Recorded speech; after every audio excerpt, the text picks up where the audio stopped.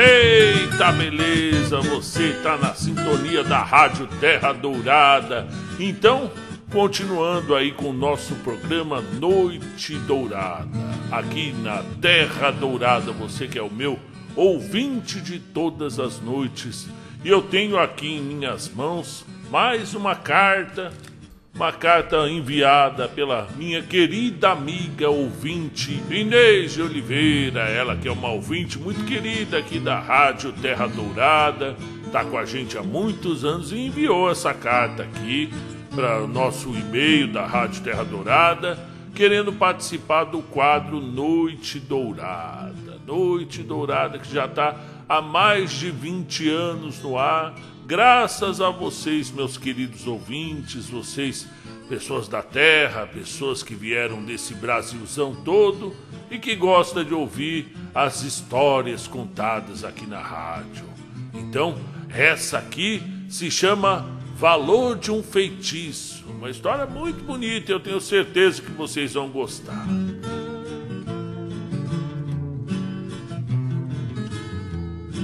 A história começa na Bahia, no ano de 1950. Tinha uma andarilha lá de nome Maria da Graça.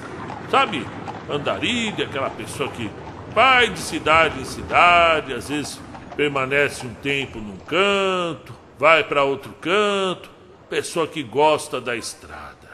Ela era conhecida lá na Bahia como Gracinha. Então, chegou lá naqueles pedaços de terra ali, era só falar da Gracinha que todo mundo já conhecia. Era Maria da Graça, a menina andarilha. Só que um dia ela, não sei como e nem de quem, deu à luz para um menino.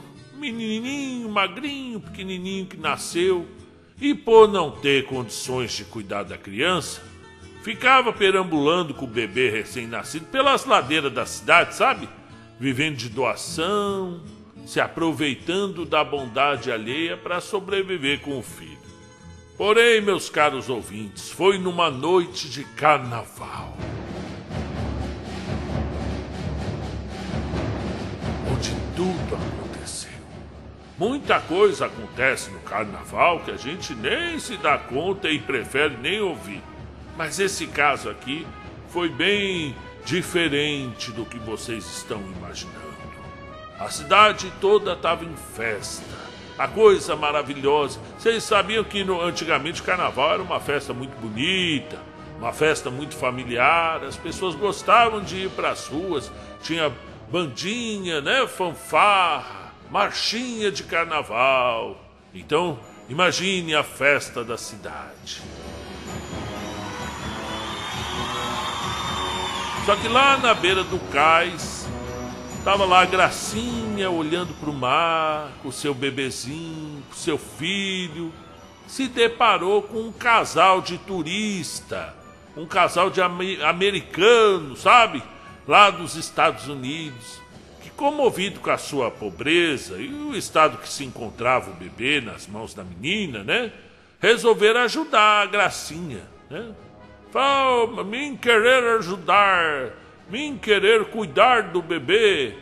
E a Gracinha aceitou de bom grado a ajuda, acompanhando o casal de turista até a casa deles, lá onde eles estavam hospedados, né? Como se fosse um hotel, um quarto de hotel, né? Deram para ela roupa de banho, aconchegaram melhor o bebê, colocou o bebê num cestinho ali, né? Tinha um cesto, eu acho que deve ser de café da manhã, né? Era o que tinha ali no momento, né? Deram de comer pra Gracinha, algumas roupas da madame, né? Que servia na menina, e um lugar para eles dormir ali, né? Para todo mundo dormir. Gracinha dormia no cantinho ali, né? E durante alguns dias o casal foi ajudando, foi cuidando dela, cuidando da criança. Porém, com o passar dos dias, eles começaram a ficar preocupados. O que seria daquela mulher? O que seria daquela criança quando eles partissem de volta, né? Porque era apenas umas férias. Eles estavam passando férias aqui no Brasil, né? Só que o ruim das férias é que elas acabam, né? Uma hora a gente tem que voltar para casa. E foi o que aconteceu. Um pouco antes, umas noites antes da partida, o casal comunicou a Gracinha que, nós está indo embora, nós vamos embora. E que ela então procurasse um lugar para se abrigar com o filho, né? Já que eles entregariam, era um hotel, mas era uma casa ali alugada, que funcionaria como se fosse um hotel, né? Falaram para ela, nos dias seguintes, você pode procurar um lugar para você ficar, porque nós está indo embora.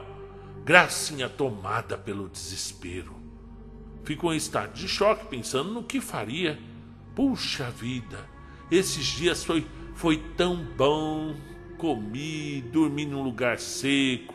O bichinho do menino tá lá, tá até engordando.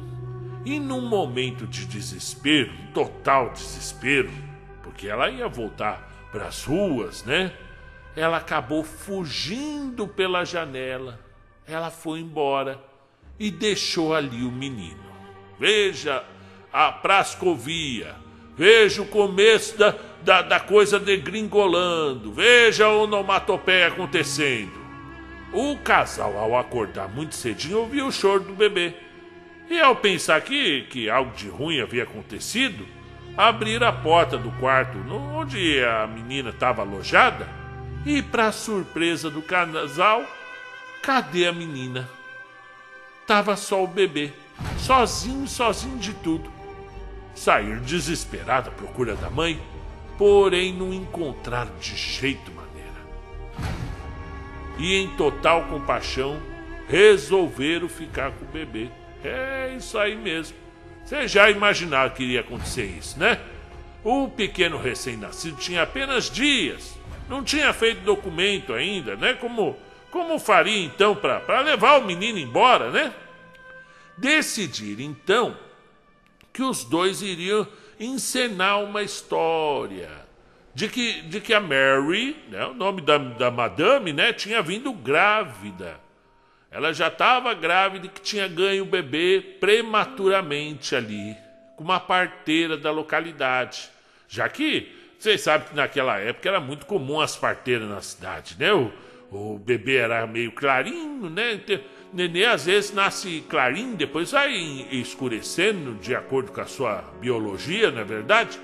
Mas passaria como filho legítimo do casal facilmente, né? Tudo combinado, tudo feito, resolvido, as falas treinadas. Procuraram então uma parteira muito conhecida no local, que anotaram o nome e endereço, foram procurá-la, contando a história real do acontecido, sabe, né? Nós ajudar uma moça, a moça fugir, levou somente ela, deixou o nenê. A senhora, então, ao saber do fato, se condoeu da sorte do pobre recém-nascido, no qual ela tinha certeza que, se não ajudasse o casal, o menino seria abandonado à própria sorte, né, indo para um orfanato, ou até num lugar pior. Aceitou então o dinheiro oferecido pelo casal e se dispôs a ajudá-los assim, dando depoimento para as autoridades, né? E como se tivesse realizado o parto na residência, né? Na residência alugada ali do casal, há cerca de 10 dias, como foi combinado por eles. O nenê tinha um pouquinho mais de tempo, só que ele estava tão miudinho, coitado, parecia que tinha 10 dias. Fizeram o relato. As autoridades, devido ao movimento do carnaval, nem deram muita atenção pro casal, fazendo logo, tá aqui a autorização para vocês levar o bebê e vão-te embora. E levaram o bebê, levaram o filho da Gracinha, partiram com o bebê rumo aos Estados Unidos. Não tiveram nenhum contratempo durante a viagem, porque ele tá tudo documentado, né? O menino era um brasileirinho, só que filho dos americanos, né? Ao chegar na cidade onde eles viviam, levaram os documentos para o cartório local, né? E aí o nenê ficou registrado como filho legítimo do casal. A cidade se chamava Gretna. Isso mesmo, não é a cantora não, viu? É Gretna. distrito de Nova Orleans. O garotinho foi crescendo e crescendo, num lar muito bom, com tudo conforme, para poder proporcionar o futuro do menino, né? O pai, Jonas. Lá ele chamava de Jonas. Aqui é Jonas. Lá é Jonas. E a mamãe, Mary. Aqui, Maria. Jonas e Mary eram um típico casal americano patriota, católico, fervoroso, bem visto no local, como todo bom cidadão né? Jonas fazia parte do corpo de fuzileiro naval. Os famosos US Marines, né? Que viviam em longas viagens por causa dos conflitos que o país se envolvia na época, né? Tinha que se deslocar de um lugar para o outro por causa das alocações ali, né? Então, as coisas iam, né? Mary se tornou, então, cada vez mais católica, fervorosa, né? O povo lá é protestante, né?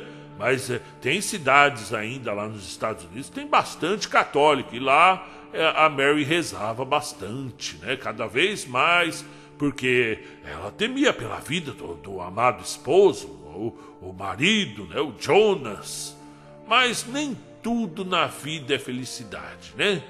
Às vezes a gente tem um momento feliz, como foi as férias do casal aqui na Bahia, e às vezes a vida ela prega umas peças na gente, não é verdade? Então, embora a Mary amasse muito o esposo e o filho adotado, né? Ela começou a receber as cartas, as notícias, umas cartas esquisitas. Umas cartas meio, sabe, uma carta meio estranha, falando de traição. Exatamente, traição do marido, no período que ele estava nas viagens, né? E ela foi ficando triste, né? Quem não ficaria? A pessoa que você ama te traindo. E ela foi se tornando amarga, triste, se apegando cada vez mais à religião e ao menino. O menino passou a ser sua única companhia, né? Já que o marido ia viajar por aí. Aí chegava a carta falando assim: Mary, tomar cuidado, seu marido tem amante. E quando Jonas retornava de uma viagem, ela não falava nada. Ela guardava para si toda a mágoa e frustração, o tratando como sempre tratou ele. Porém, com o passar do tempo, ela não conseguia mais ficar calada, né? Ninguém consegue.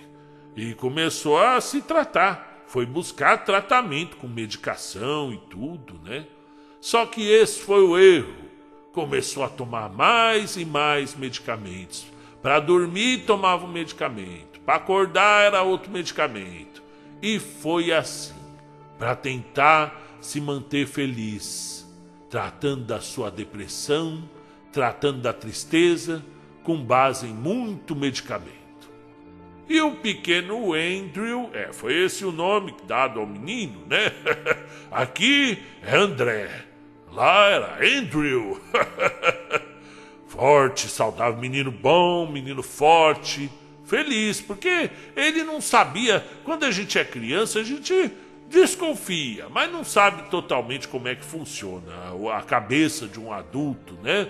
As condições psicológicas da mãe. Entrou na escola, estudava no Colégio do Sagrado Coração de Gretna, onde fez o primário e o secundário. Menino bom, menino bom. Porém, veja só, meu caro ouvinte, a vida de Andrew não era tão fácil assim. O ano era de 1965, o auge do rock and roll. Já desde os anos 50 já embalava os bailes, os salões, mas em 65 estava no auge mesmo, né? Com os Beatles. Então tinha rock and roll, tinha jazz, tinha blues, e os jovens queriam sair para usar as roupas da moda, né? Tá começando a aparecer as calças jeans. Quem foi jovem nessa época vai lembrar. Namorar, coisa da adolescência. Mas o Andrew não. A religiosidade da mãe era tão exagerada, sabe? Tão exagerada que não deixava o menino sair, não. Depois das aulas, não deixava ele vestir roupa que segundo ela, não era adequada para um garoto de bem. Então ela prendia mesmo o menino. Enfim, a vida do Andrew acabou se tornando quase uma prisão. Era uma prisão de verdade mesmo, porque ele não podia fazer nada. Na escola era chamado de esquisito. Ô esquisito! Ô menino esquisito! Que ele se vestia muito ali, né? Muito de forma comportada, né? E os tempos já começavam a se mostrar mais liberais, né? E o menino ali, com camisa até o último botão ali, bem apertadinho, engomadinho, né? Ô esquisito! Era motivo e alvo de chacota, sem dizer que era importunado o tempo todo pelos alunos, outros alunos, que o chamavam de aluado. Falava assim: ô seu aluado, você vive no mundo da lua, aluado, coisa do gênero. Mas Andrew não era completamente sozinho. Ele não ficava sozinho o tempo todo, não. Ele tinha um amigo, um único amigo, o Sam. Aqui a gente chama de Samuel. Lá era Sam, o único que dividia com ele os insultos e as chacotas dos outros alunos, mas por motivo diferente da sua cor, né? Hoje a gente fala etnia, né? Mas naquela época eu falava raça, né? Mas por conta da cor da sua pele e do lugar onde ele vivia, o bairro onde ele morava, e o pessoal desfazia do Sam e desfazia também do Andrew. E os dois ali meio que acabou virando amigo, para dividir ali o sofrimento, né? Também filho de militar, esse Sam, né? Ficaram amigos. Numa tarde de setembro, após as férias de verão, entrou na escola uma aluna nova, muito bonita. Os pais tinham vindo de Massachusetts. E estavam se estabelecendo no local. Andrew se viu apaixonado pela garota. Andrew ficou doido pela menina. Bastou que ela botasse o primeiro pé na escola. Quando botou o segundo, ele já estava apaixonado. Se viu, porém a menina nem via o Andrew, nem enxergava ele. Pois assim que chegou, logo se juntou com a turma dos populares, a turma dos meninos que chacotava com o Andrew, a turma dos meninos que enchia as pacovias do Sam, né? E aí, essa turma dos populares, nem o Andrew nem o Sam jamais faziam parte. Nunca fariam parte dessa turma. O tempo passou, Andrew cada vez mais apaixonado. Sam então resolveu ajudar o amigo, dizendo a ele que na semana seguinte seria a chance de poder se aproximar dela, da Meg. Meg é apelido, o nome dela era Margaret. Margaret era o nome dela, né? Aqui a gente chama de Margarete mesmo, né? Lá é Margaret. Andrew Hill perguntou para o Sam como faria essa façanha de chegar perto da menina. Sam então disse que ia ter o baile da escola, que ele poderia convidá-la. Andrew então se animou e tentou fazer o convite, porém ela lhe deu as costas. Nem ouviu o que ele tinha para dizer, fingiu que não ouviu. Se afastou mais que depressa para poder estar junto dos seus amigos populares. Bom, Andrew não desistiu. Ficou pensando em como iria para o baile, já que a mãe não ia permitir que ele fosse de jeito nenhum. Vocês lembram disso aí, né? A mãe dele, religiosa. Então se lembrou dos remédios que ela tomava para dormir. E com isso em mente, pensou que assim que ela tomasse os remédios, ele iria furtivamente ali sair pela janela e encontrar com o Sam, que o ajudaria e tudo daria certo. Na cabeça dele, tudo daria certo. E assim realizou seu plano. Na noite do baile, fugiu pela janela. Depois que ficou olhando ali para ver se a mãe já tinha dormido, fugiu pela janela e foi para a casa do Sam. que ajudou ele emprestando uma das suas roupas, né? Arrumando o cabelo do menino e deixando ele mais descolado. Arrumaram, foram os dois pro baile. Mas lá chegando, tudo ficou ainda pior. As meninas os ignoravam, não queria nem papo com eles. E as piadas foram ficando pior. Aí eles diziam assim: "Ah lá o crioulo, ah lá o criolinho com o esquisito. Oh, sua mãe abriu a porta da gaiola", se referindo ao Andrew. Então os dois ficaram muito sem graça, resolveram sair dali e partir fora, né? Ficaram muito tristes. E os dias se seguiram. Andrew cada vez mais apaixonado, estava obcecado mesmo. E sendo muito empenhado em ajudar o amigo, consolava ele dizendo que tudo iria melhorar, tudo iria ficar bem. Mas Andrew já estava sem esperança, via que nada mudaria e passou a murmurar e mudar o seu comportamento em casa. Andrew começou a mudar, se tornou mais arredio, discordava, entrava em conflito. A mãe, porém, não sabia nem o que fazer, né? Mas já imaginava que na adolescência os jovens ficam meio arredios mesmo, né? Com o passar dos dias, passou a ficar mais taciturno, mas devido aos apelos da mãe, ele resolveu ir com ela para a igreja, né? Para a missa de domingo. Ele estava meio bravo com ela, mas conforme ela foi amansando o menino, foi conversando com ele: "Vamos para a igreja, filho. Você vai melhorar, você vai ficar melhor." Lá era o único lugar que ele podia ir fora da escola, então resolveu. Depois da missa, na saída, a mãe parou então para conversar com o padre.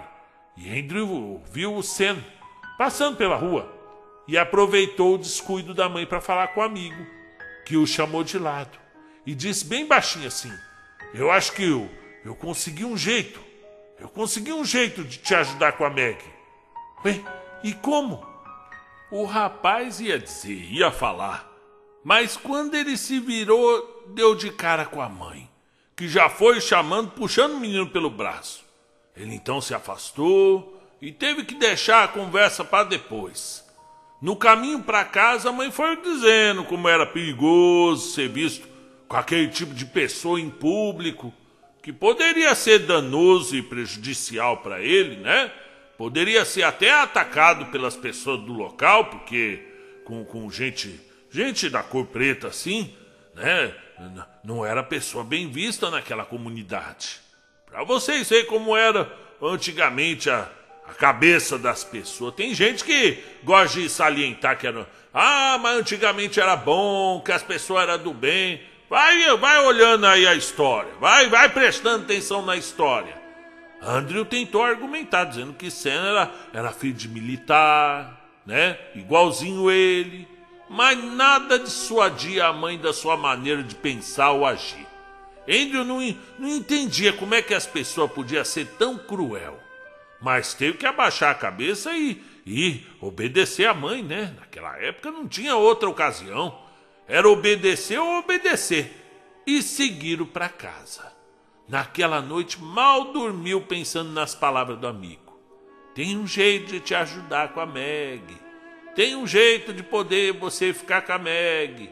Mal podia esperar que amanhecesse para saber o que o amigo pudesse lhe dizer que havia descoberto. De manhã nem tomou café.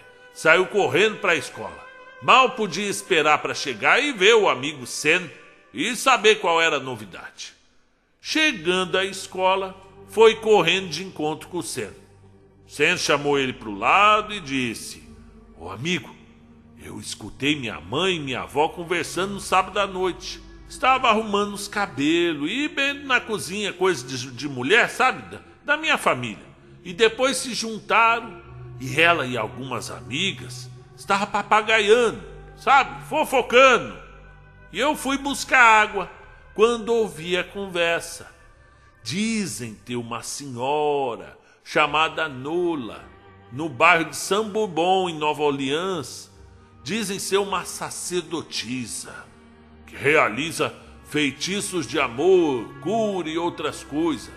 O que você acha da gente ir lá? Sacerdotisa? Feitiço de amor? Eu não sei não, viu, Sen? Mas pode ser a solução, né? Pode ser sim. Do seu caso com a Meg. Andrew riu. É impossível mesmo que fosse verdade. Como iríamos até lá? Cara, disse Sam, fica apenas 40 minutos daqui de ônibus. É só pegar o ônibus rapidinho. Não custa a gente ir lá, o que você acha? Andrew deu de ombros. O sinal tocou e eles foram para a sala de aula. O tempo passava devagar e a mente de Andrew só pensava nas palavras do amigo. E ao mesmo tempo ouvia a voz da mãe na sua cabeça. Essas pessoas não são boas, menino. Essas pessoas não é pro seu bico. Pessoa não é o que você pensa. E a mente dele dava voltas e com muito custo ouviu o sinal tocar. Ao sair, Sam insistiu. E aí, vamos lá? Andrew pensou e finalmente disse, vamos.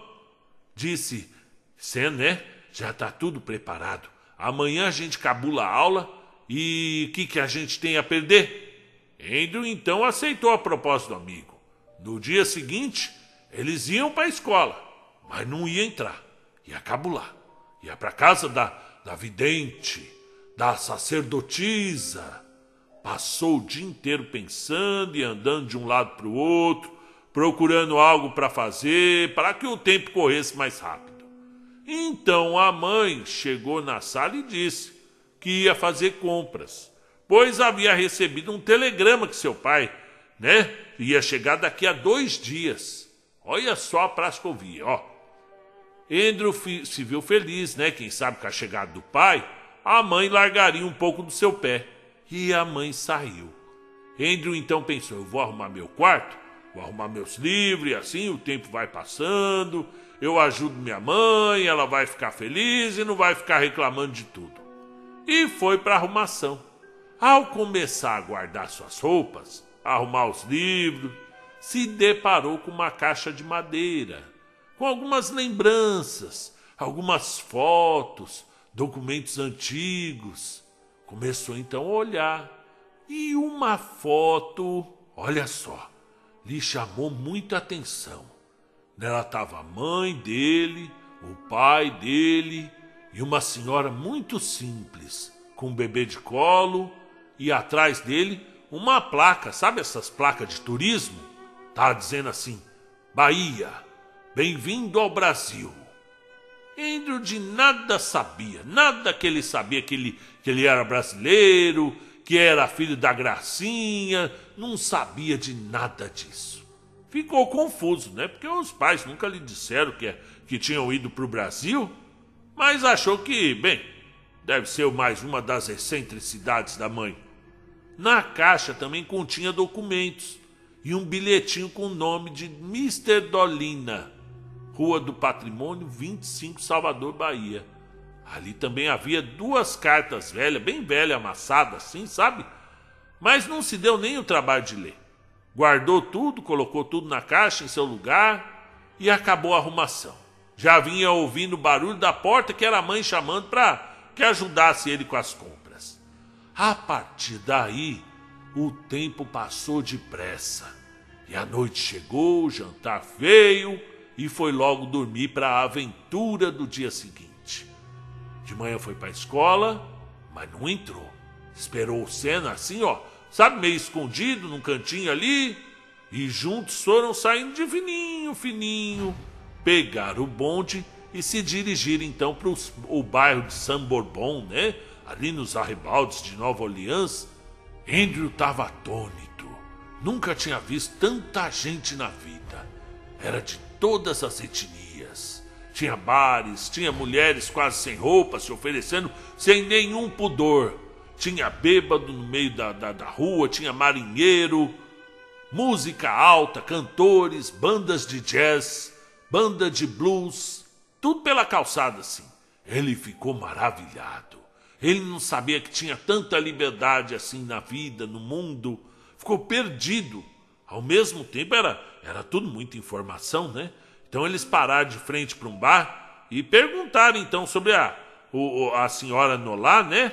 Onde poderiam encontrar ela, né? A sacerdotisa, né? E aí, o que aconteceu? Um homem do balcão do bar olhou para eles assim, sabe? Com cara de poucos amigos, e respondeu assim, perguntando: por que vocês estão procurando Dona Nolá? O que vocês querem com ela? Sam tomou a frente, já que Andrew ficou ali paralisado, com cara de paspalho, com cara de susto. Tamanha a rispidez do homem que perguntou. Eu tô só procurando para a senhora Nolá, porque eu tô à procura de um remédio para curar uma enfermidade, respondeu apontando para as partes baixas dele, sabe? O pingolinho. O homem do bar, então, olhando para os dois, começou a rir. Olha só, aí gente, escuta essa aqui. Os moleques estão procurando a Nolá para curar a pingadeira. Era o nome que eles falavam para gonorreia, né? Riram gostosamente, enquanto os meninos ficaram lá, né, tremendo de nervoso. Deu um sinal e foram saindo. O homem do bar então chamou eles de volta e disse baixinho: ó, calma aí, meninos, eu tava só brincando. Pingadeira. Ó, vocês andam 3 quarteirão, vira sempre à direita. No final da ladeira, vocês vão encontrar uma casa vermelha assim. É a casa da senhora Nolá. Ó, não entra não, vocês bate palma. E alguém vai sair para atender vocês. Disse isso e se virou para um cliente como se não tivesse dito nada. Andrew e Sam foram andando. E como o homem disse, em poucos minutos chegaram ao local indicado, a Casa Vermelha. Era uma casa meio lúgubre assim, sabe? De aparência simples, mas parecia meio sombria, com cerca de madeira e muitas estatuetas e maços de erva pendurados do lado de fora. Um lugar estranho, com um cheiro bem peculiar, que lembrava a sala de velório. Sabe, cheiro de sala de velório? Uma fumaça espessa impregnava o ar, um cheiro forte de flor e canela. Bateram palma, uma mulher de branco com lenço amarrado nos cabelos veio atender. Sam disse: a gente está procurando a senhora Nolá. A moça prontamente respondeu sem tirar os olhos do Andrew, né? Em seus olhos parava e perguntava: o que esse garoto branco está fazendo lá? O que quer dizer a mulher? Sam disse: precisamos dos seus préstimos. Andrew estava apavorado.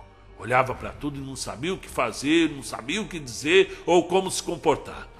Minutos depois, a moça abriu o portão e disse: Madame Nolá vai atender vocês. Os rapazes entraram e se depararam com uma sala assim, sabe? Ricamente decorada, com muitas mesinhas, vasos, flores, castiçais, tudo com vela, e uma estante cheia de potes e maços de ervas e garrafas e facas e outras mais coisas. No centro da mesma tinha um trono de madeira ricamente ornado, sabe aquele trono antigo com tecidos vermelhos, colares de contas e velas, sabe, um monte de vela derretida nos braços ali mesmo do trono. Andrew temia, né? Tava tremendo de medo por conta da sua alma, né? Ele pensava: o que ele tinha ido fazer lá? Meu Deus, o que é tudo isso? Rapidamente um barulho de passo tirou sua atenção e ele se virou rapidamente quando viu em sua direção a silhueta feminina em meio à fumaça. Vocês imaginam aí a cena, aquela fumaça, um lugar meio avermelhado assim, com uma luz avermelhada, e a silhueta de uma mulher vindo.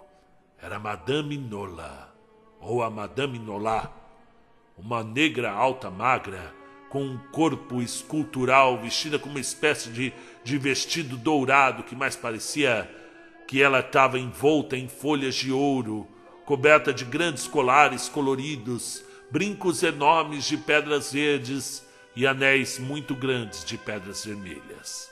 A bicha era uma pintura. Era a coisa mais linda do mundo. Andrew e Sam ficaram parados olhando para a figura, né? Passados com a sua beleza, a sua sensualidade. E então ela olhou para eles, sentou no trono e com uma voz suave, quase que cantada, perguntou aos dois: o que vocês querem? Sam olhou para o Andrew, que estava totalmente ali mudo, desconcertado com tudo aquilo, porque ele nunca tinha visto nada como aquilo antes, né? Sam, com toda a educação, explicou o que eles tinham ido fazer lá. Disse a Madame Nolat que seu amigo tinha um problema de amor e que tinha ouvido dizer que ela podia resolver o problema. Madame Nolat então se levantou, pegou a mão do Andrew, o menino tremia, e disse: você tem certeza do que você quer? Andrew, tomado pela coragem, disse que sim. Então ela disse: rapaz, o que você está prestes a fazer dificilmente vai ter volta, pois assim que for feito, não será fácil desfazer, pois terei que contactar entidades muito poderosas que não desfazem fácil seus tratos. Mas se tem certeza do que quer, volte aqui com um pertence seu e um dela, e uma certa quantia em dinheiro, e o trato será feito. Disse isso e se virou, como se estivesse saindo já. Mas quando chegou na porta que dava para outra sala de onde ela tinha vindo, com a fumaça e tudo, virou-se novamente. Olhou para o Andrew e disse: a caixa que você guardou, olha novamente, é importante, leia as cartas. Andrew no momento não entendeu nada e saíram o mais rápido possível. Fizeram o caminho de volta e voltaram à escola, e depois para suas casas como se nada tivesse acontecido. Ao chegar em casa, Andrew, ainda sem entender muito bem o que tinha ouvido, ficou se sentindo estranho. Muitas coisas se passavam pela cabeça dele. Que fazer? Como fazer? Como que eu vou conseguir alguma coisa dela? E o dinheiro?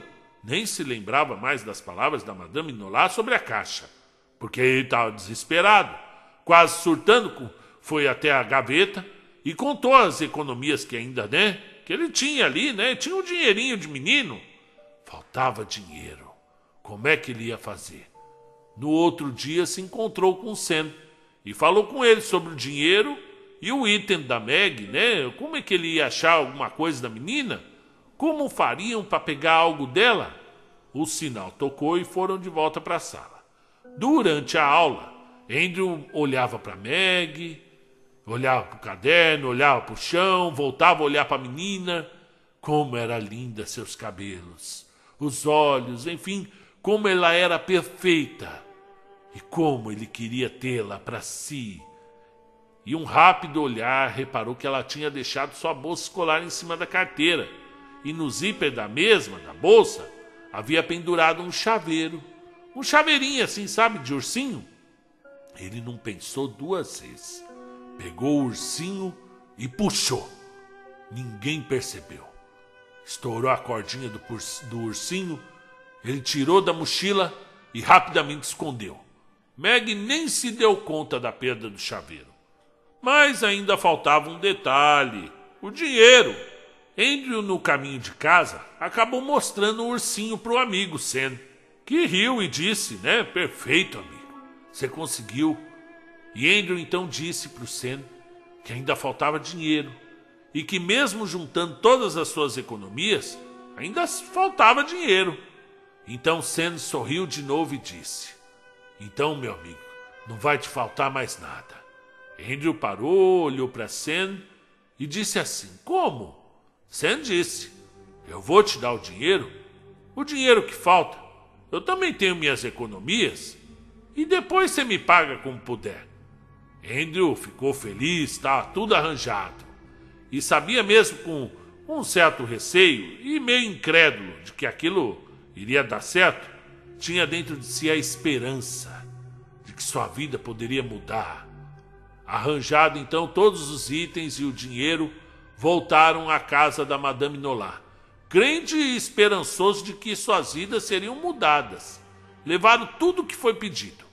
Ao chegarem lá, Madame Nolau os atendeu, pegou os itens e o dinheiro, colocou os itens em uma mesa e começou o ritual. Porém, a certa altura, disse a Andrew que fosse até a mesa. Ele estava morrendo de medo, mas cheio de esperança. Se pôs diante da mesa, onde ela lhe entregou um papel, uma folha com os dizeres que Andrew não compreendia. Estava escrito com uma tinta estranhamente, meio ligeiramente vermelha, com um cheiro estranho. Porém, ele pegou e ela disse: você vai fazer essa oração por 90 dias. Não quebre o ciclo, pois se quebrar você pagará as consequências. Você deve fazer essa oração todas as noites antes de dormir. E preste atenção. Você ouvirá um galo cantar, um cão latir e um bebê chorar. Esse é o sinal de que o trato foi aceito. E assim, Andrew e Sam saíram de lá o mais depressa que puderam. Voltaram para casa. À noite, Andrew jantou e foi direto para o seu quarto. Começou a olhar para aquele papel. Não sabia lê-lo, Não sabia como lê-lo. Não sabia o que estava escrito, se ia ler certo, como pronunciar aquilo. Se deitou e adormeceu. À noite acordou, com certeza havia ouvido passos. Porém se levantou, desceu as escadas e nada viu. Voltou a se deitar e dormiu novamente. E em seu sonho, Madame Nolau insistia para ele abrir a caixa e ler as cartas. Ele acordou de manhãzinha, foi para a escola e novamente se esqueceu. O dia passou como todos os outros, a noite chegou e ele resolveu que leria a tal oração de qualquer jeito. Já não suportava mais tanta piada, tanta ofensa. Menino esquisito! Ô menino esquisito! Menino feio! Mal vestido! Ele estava exausto. Cansou, foi para o seu quarto e, pegando a folha, leu baixinho. Abriu a janela, uma rajada de vento frio lhe lançou os cabelos e lhe gelou até os ossos. Fechou a janela e naquele momento ele ouviu o vento bater de novo na janela. E em seguida, um galo cantou, um cachorro latiu e um bebê chorou. Ele ficou aterrorizado, tremendo dos pés à cabeça. Pensou: que eu fiz? Naquele momento, o medo, a alegria, a euforia tomou conta do seu coração. Teria dado certo? Não. Realmente aquele era o sinal? E agora? O que ele faria? Mal conseguiu dormir à noite porque a sua cabeça rodava. A ansiedade tomava conta dele. Mal podia esperar para contar para o Sam. Teria feito certo? O que aconteceria? Como seria? O dia amanheceu e ele saiu rapidamente. Deu a bênção ao pai e à mãe e foi rapidinho para a escola contar para o Sam, o que tinha acontecido. Chegando lá, contou tudo. Sam o abraçou, deu um sorriso e disse: eu não falei que ia dar certo?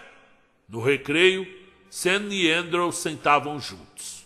Tomavam seu lanche, quando de repente, olha só, de repente, Sam disse para o Andrew: olha. Andrew ergueu os olhos e lá estava Mac, olhando para ele de um jeito estranho. Porém, não era um olhar hostil. Não era o olhar que todo mundo olhava para ele, sabe? O olhar de esquisito, de menino estranho. Ela se levantou, veio andando, sendo cutucando o Andrew debaixo da mesa. Olha. Veio até a sua mesa e disse: te vejo na praça da igreja, às 4 horas, ok? Andrew, sem saber o que dizer, acenou com a cabeça que ok. Ok, é claro. E ela saiu. Andrew não estava acreditando naquilo. Não era possível. Mas Sam o encorajava e dizia: viu? Não falei? Foi tiro certo. Vai lá, garanhão. Pega essa mina. Mostra para ela do que você é capaz. Andrew estava eufórico na hora. Chegou lá, sentou-se no lugar que ela tinha falado. E vocês, ouvintes, vocês acham que a Meg foi? Vocês acham que ela chegou lá?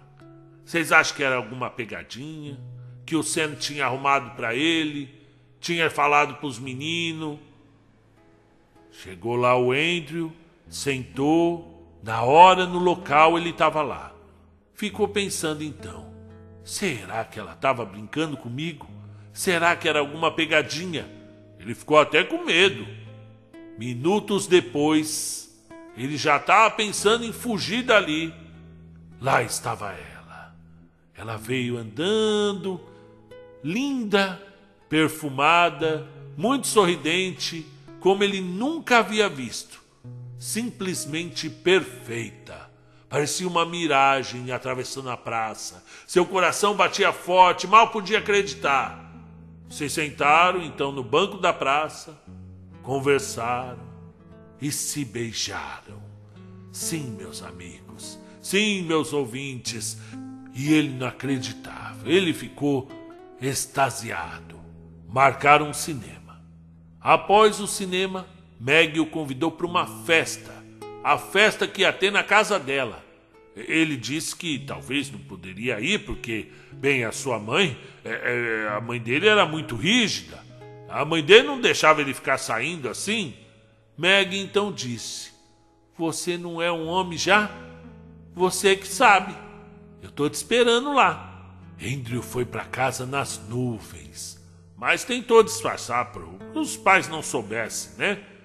Jantou, foi deitar e todos os dias fazia oração, certificando-se dos sinais que só ele parecia ouvir. Os dias foram passando e tudo foi dando certo. Festa, ele estava se enturmando com os populares, estava entrando na turma dos meninos, né? Meg ajeitou as roupas para ele, que ele trocava nas idas e vindas para a escola, né? Porque ela não queria ser vista com um menino esquisito, né? Então ela arrumava umas roupas ali para ele usar. A vida mudou por completo. Cheio de amigos, cheio de coisas para fazer, não tinha mais tempo para o seu amigo Sam. O seu amigo sentia falta dele, mas todas as vezes que tentava falar com ele ou se aproximar, os novos amigos o afastavam. E Sam ficava sozinho. Porém, um dia Andrew sentiu sua consciência pesar e foi falar com um amigo para justificar sua ausência. O menino, o Sam, com um olhar triste, entendeu. Começaram a conversar e Andrew contava para ele como tudo estava maravilhoso na sua vida. Sam olhava triste, com os olhos baixos, mas feliz pelo amigo. Então, do nada, a Meg apareceu e deu um escândalo. Por que você está conversando com esse menino esquisito?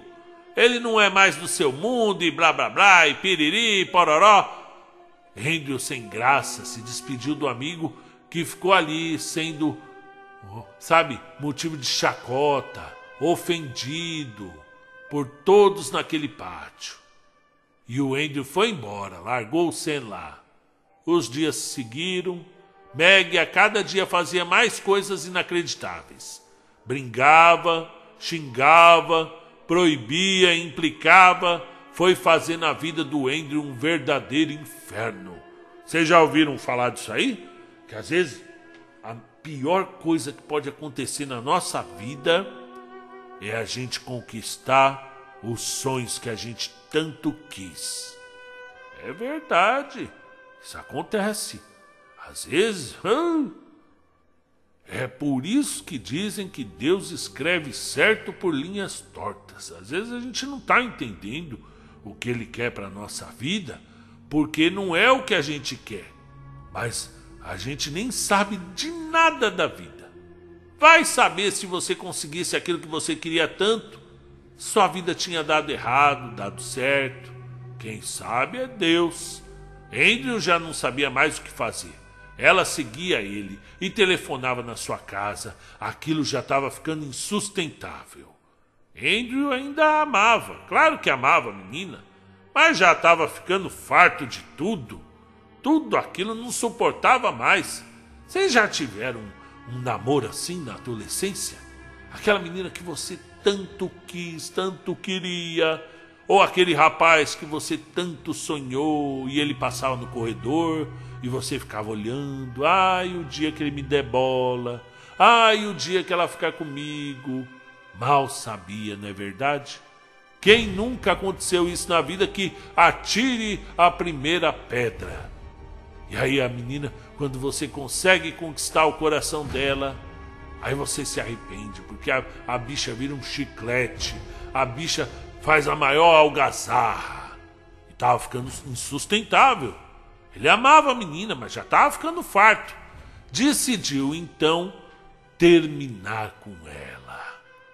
Terminar com a menina, a Maggie, a Margaret, a menina que ele tanto sonhou.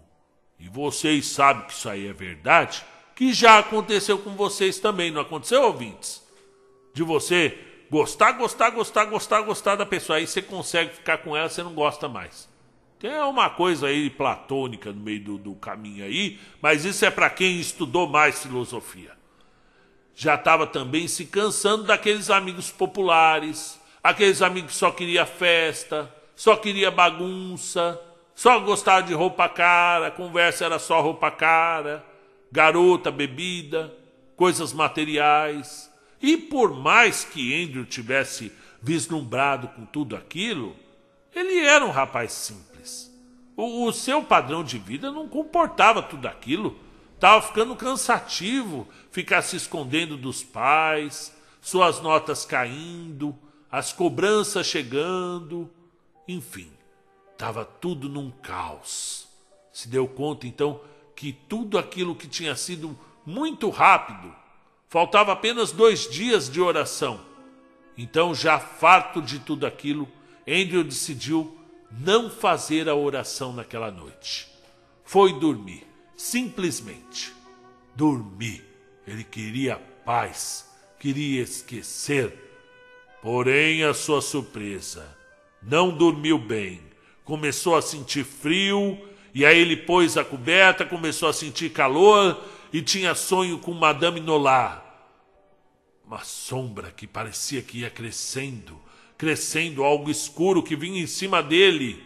E aí sentiu uma mão gelada que lhe pegou pelo pescoço e sussurrou em seu ouvido: "Você não cumpriu o trato e agora vai pagar."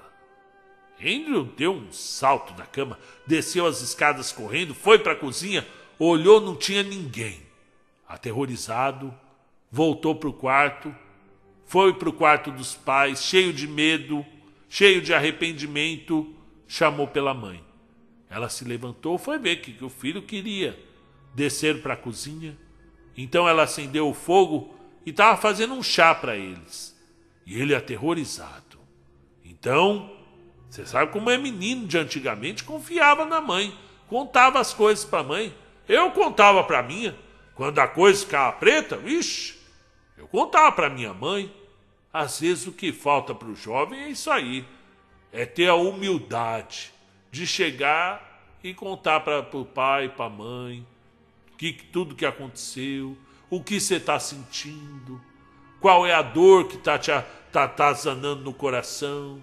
Porque, por mais que às vezes a gente fala que os pais não entendem a gente, mas eles passaram por tudo que a gente está passando hoje.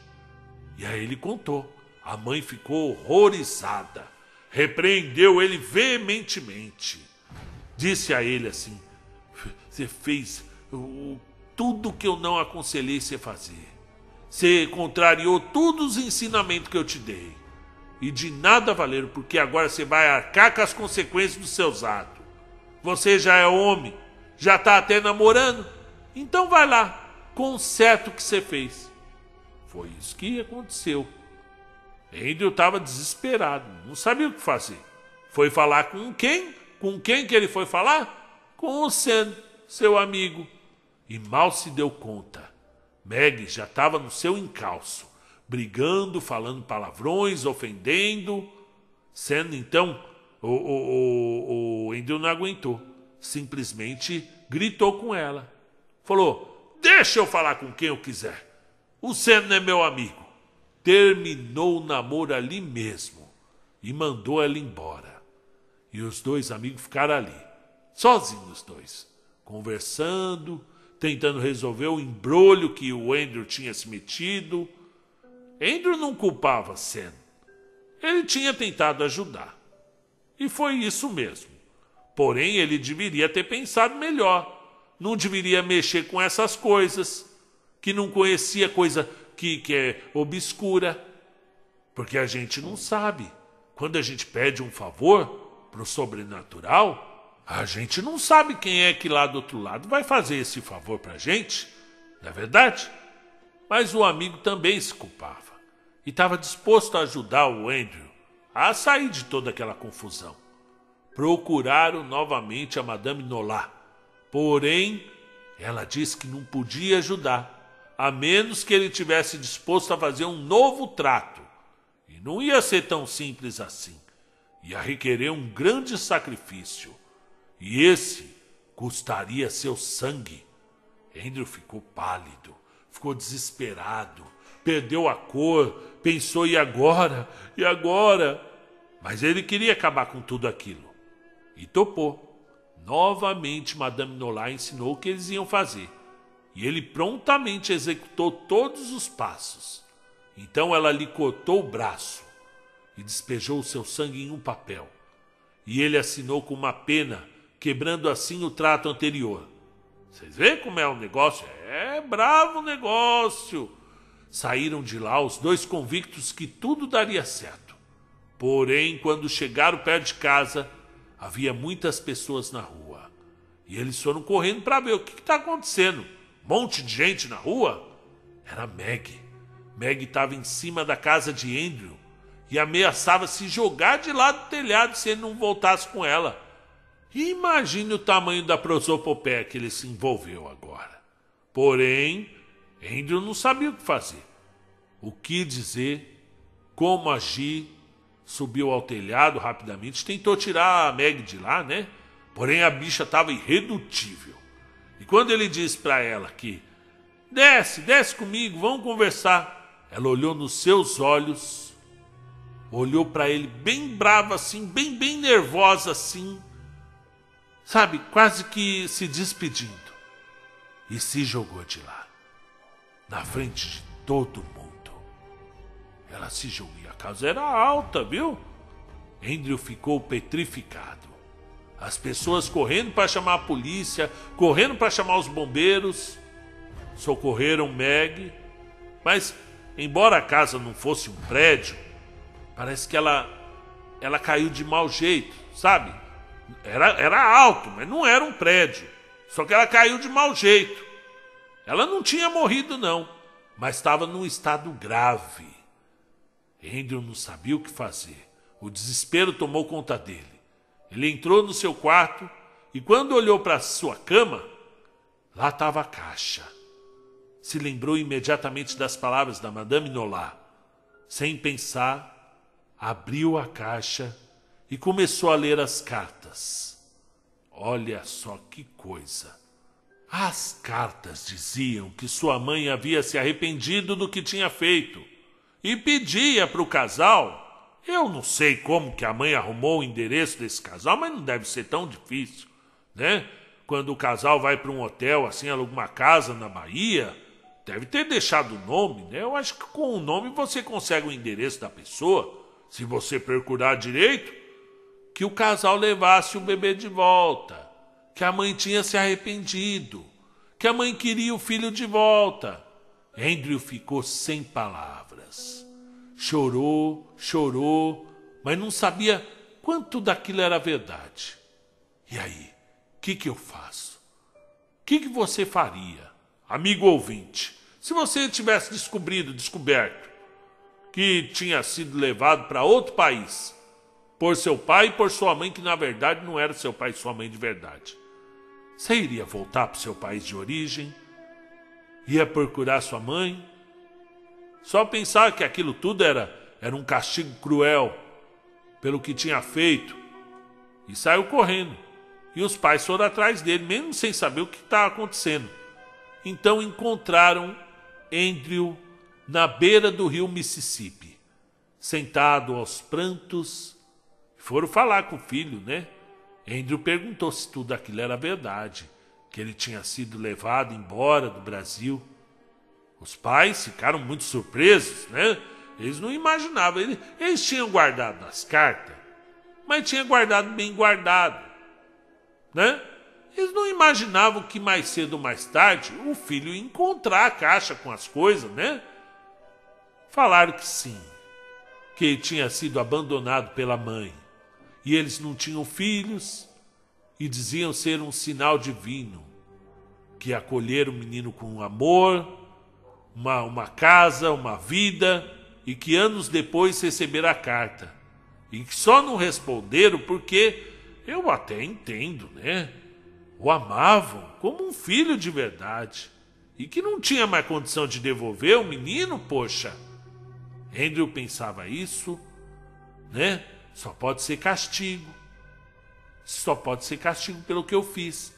Largou os pais ali e fugiu de novo. Sua cabeça rodava com tantas revelações. Tanta coisa tinha acontecido naquele dia. Ele não sabia mais como agir.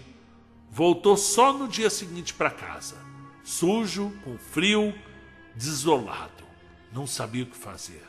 Meg, o pai, a mãe, o amigo, Sam, Madame Nolat, o trato da sua mãe biológica, tudo aquilo rodava na sua cabeça. Ele não sabia como fazer, como agir. Passou-se os dias. Meg melhorou e ele foi visitar ela no hospital, né? Estado horrível, toda quebrada, enfaixada, cheia de inchaço, olho roxo, toda desfigurada. Ele ficou estarrecido ao vê-la, pois é o que todo mundo iria fazer, iria se culpar, né? Tentou falar com ela nada. Ignorou o menino. Foi como se não o conhecesse.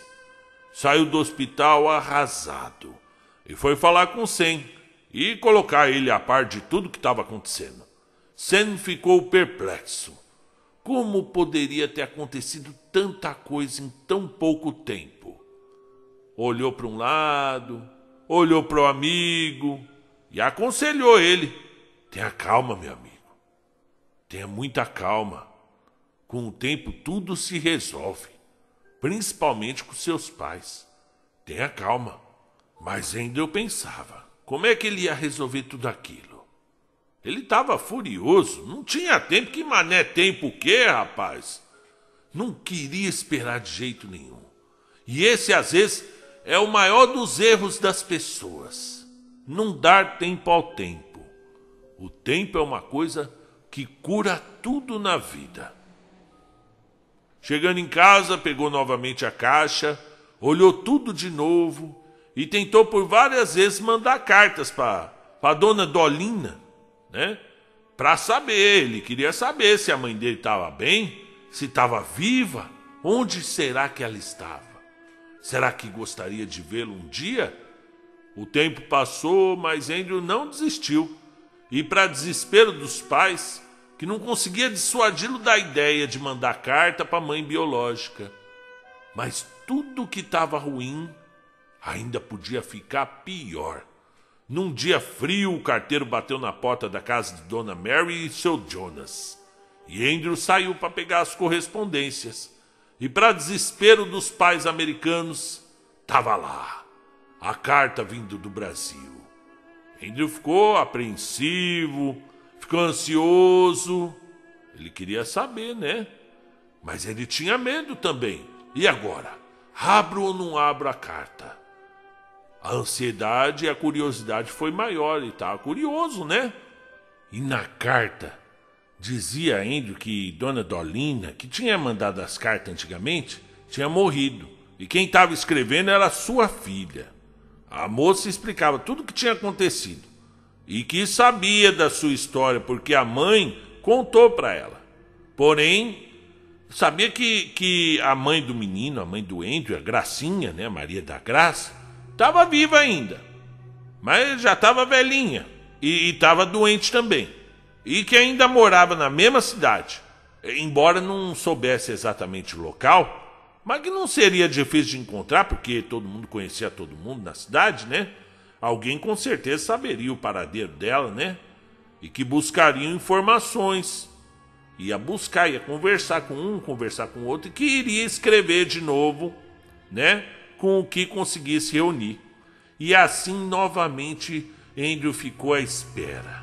A vida dele se tornou um verdadeiro ir e vir, né? Foi muitas coisas ruins que aconteceram.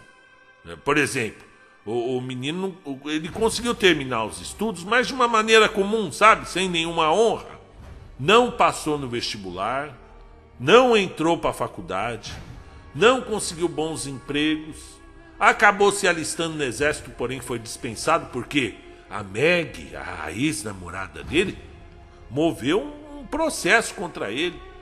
E aí você já vê como é que foi as coisas, né?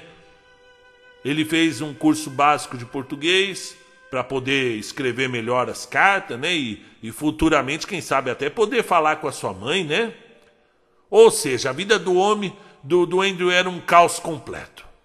Às vezes desejava até a morte, mas era covarde demais para tirá-la. Somente Sam o entendia e tentava ajudá-lo da melhor maneira que podia, né? Sam acabou casando, teve um filho, e Andrew na mesma. Não conseguia encontrar ninguém, não conseguia encontrar um rumo na vida, como a gente diz aqui.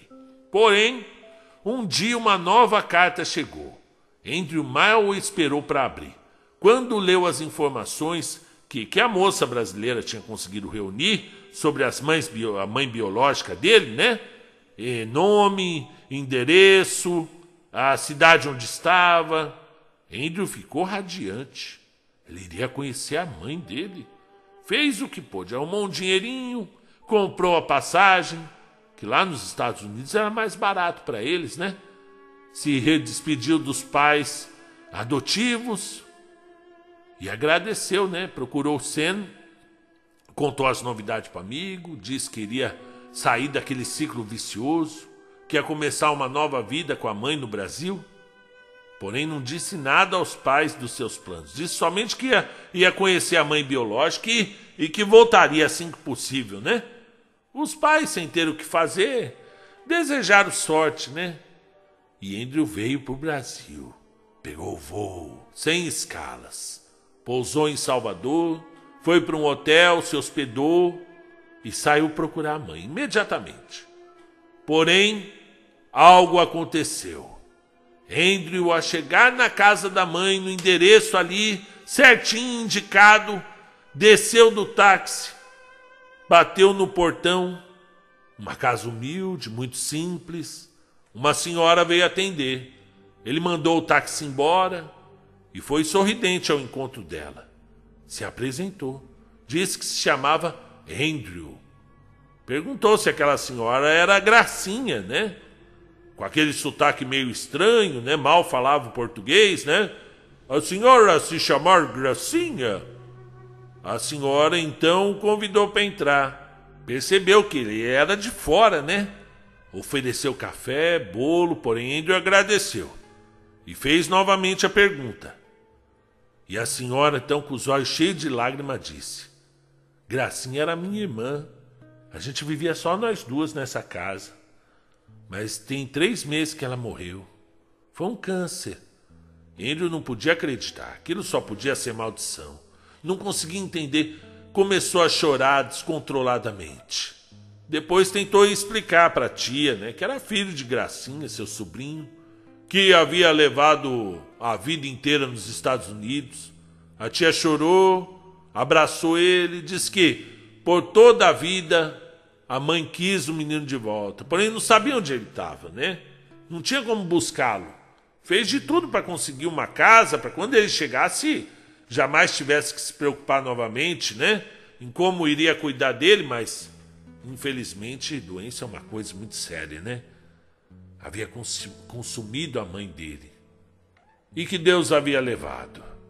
Porém tinha deixado para ele a casa, para que nunca mais tivesse que se preocupar onde iria morar. Andrew estava desolado, infeliz, sem saber como proceder. Acabou se alojando ali mesmo, melhor que pôde. A casa era da sua mãe, né? Depois de alguns dias entrou em contato com os pais adotivos. Os mesmos disseram para ele que estava tudo bem. E queria saber, né, como é que ele estava, se tinha chegado bem. Ele disse que sim. Relatou os fatos ocorridos. Os pais o consolaram. Dissesse que então ele vendesse a casa, né, e voltasse para o seu lar. E Andrew concordou. Olha só, botar a tia na rua. Porém, disse que levaria um tempo até concretizar a venda da casa, né? Era uma casa humilde. Os pais então disseram que confiavam nele e que tudo daria certo na vida dele. Tudo iria sair bem. Então ele já ia se despedindo quando a mãe lhe disse no telefone que tinha mais notícias para ele, né? E que não era muito boa, não. Andrew nem se surpreendeu. Pensou, mais uma na minha vida. E a imagem de Meg veio na cabeça dele. E então ele perguntou, né? E a mãe disse. Senha, o amigo dele, o Sen, tinha ido a Mardi Gras, aquele carnaval, né, de Nova Orleans. Em Nova Orleans para trabalhar, né? Não foi para se divertir, não, que ele já é casado com filho, né? Ele foi para trabalhar. E teve uma briga no bar onde estava trabalhando. E ele tinha sido atingido por um tiro. Que tinha morrido ali, no mesmo local. Andrew ficou desolado. Chorou de novo, pensou, que desgraça, que vida. Perdi minha mãe, perdi meu melhor amigo, perdi a amizade da minha ex-namorada. Que agora? Só falta morrer. Voltou para casa, colocou a placa para vender, esperou 1 ano e nada da casa ser vendida. E Andrew trabalhava, né, de barman numa boate ali, não ganhava bem, mas dava para sustentar. Estava com saudade já dos pais, né, dos Estados Unidos, de tudo que ele vivia ali, né? Pensou em tudo que ele tinha feito, o comprometimento dele com aquela sandice da Madame Nolat, como tinha se arrependido de tudo. Nenhum relacionamento amoroso dava certo. Foi traído, foi roubado, enfim, desistiu de tentar se envolver com alguém. Sabia que era amaldiçoado. Não queria passar a sua maldição para ninguém. Não queria mais ser responsável por nenhuma desgraça. Tempos depois, recebeu a notícia que seus pais americanos tinham morrido, também num acidente de carro. Aí foi a gota d'água para ele. Ele tirou a placa de vendas da casa e se conformou com sua vida pobre, medíocre, trabalhava por sustento e vivia como desce. E hoje ainda está lá no mesmo lugar, na mesma casa velha, cansado, doente e atormentado. E a única coisa que veio na sua mente foi: qual é o valor de um feitiço? E esse foi o fim da história.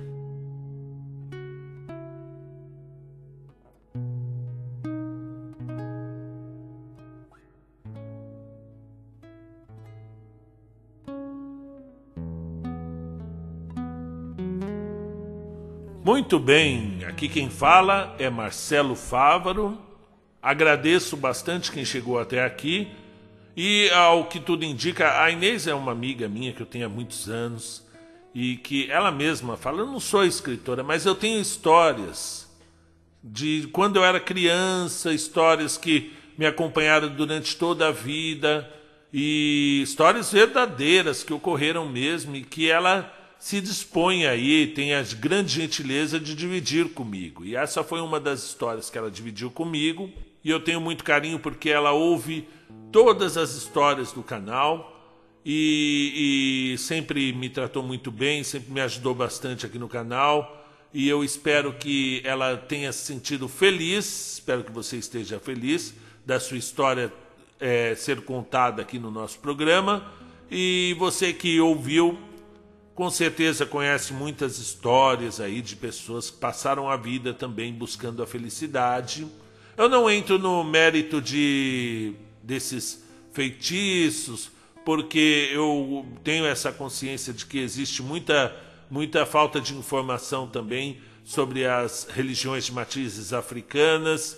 E sei que a gente também não pode generalizar, né? Também não fala em nenhum momento aqui nesse conto que a Madame Nolá era seguidora de alguma religião afro, mas sei que existe muito disso, de preconceitos com a prática, né, das religiões afro, e que